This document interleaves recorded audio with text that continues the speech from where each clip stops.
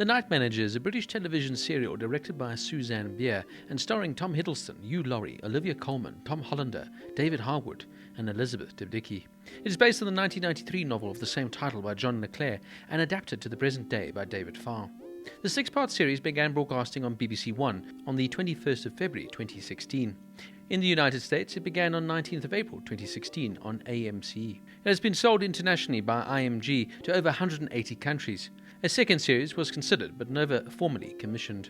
The Night Manager was nominated for 36 awards and won 11, including 2 Primetime Emmy Awards for director Bier and music composer Victor Reyes, as well as 3 Golden Globe Awards for Hiddleston, Colman, and Laurie. The story revolves around Jonathan Plyne, played here by Tom Hiddleston, a night manager of a luxury hotel in Cairo and a former British soldier, who is recruited by Angela Burr, played here by Olivia Colman, the manager of the Foreign Office Task Force, investigating illegal arms sales to infiltrate the inner circle of arms dealer Richard Roper, played by Hugh Laurie. Author John le Carré makes a cameo appearance as an insolent restaurant diner in episode 4. Filming took place initially in Zeeman, Switzerland, before moving to the UK. Then the production moved to Marrakesh, Morocco. The Es Sadi resort was used as the location for the fictional Nefertiti Hotel in Cairo.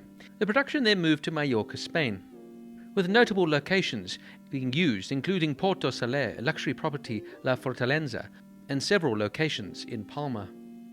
Now, I found this to be an absolutely riveting series, and Tom Hiddleston is absolutely perfect here as Jonathan Plyne, a former British soldier who of course now is recruited to get closer to the arms dealer, played by the fantastic and ever versatile Hugh Laurie.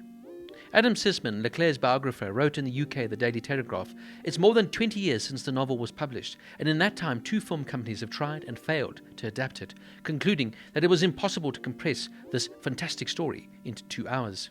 And that really sums up so many fantastic novels, that it's just too hard to compress a phenomenal novel with all its complications and nuances into just a merely 2-hour film. That's why TV shows have become so popular and so expressive, is that it allows novels to be seen how they're supposed to be, allowing characters to develop and stories to take place. And I'm happy to say The Night Manager managed to do this in this 6-hour adaptation.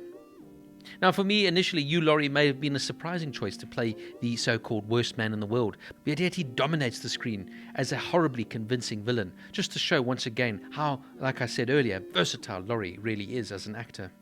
The fact that John le Carré, the author himself, makes a cameo is just sort of a nice way to pay homage to this fantastic author and this fantastic novel.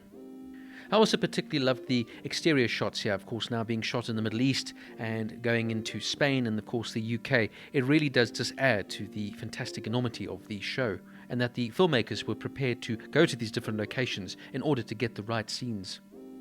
For me, Hiddleston really encapsulates this role perfectly, and I'm sure a role like this wouldn't do him any harm if he ever had to, say, audition for one James Bond.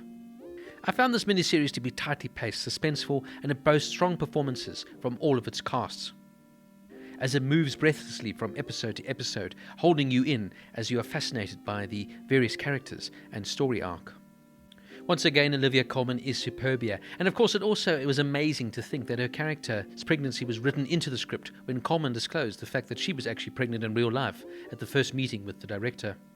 For me, Susanne Bier's direction here is on point, and she brings a deeper understanding of the characters that we don't often get in projects like this. She really does understand the true meaning of the espionage novel, as it were. She understands that it's not just about the twists and the turns of the spy game, but the impact on those who are, of course, playing it and are involved in the middle.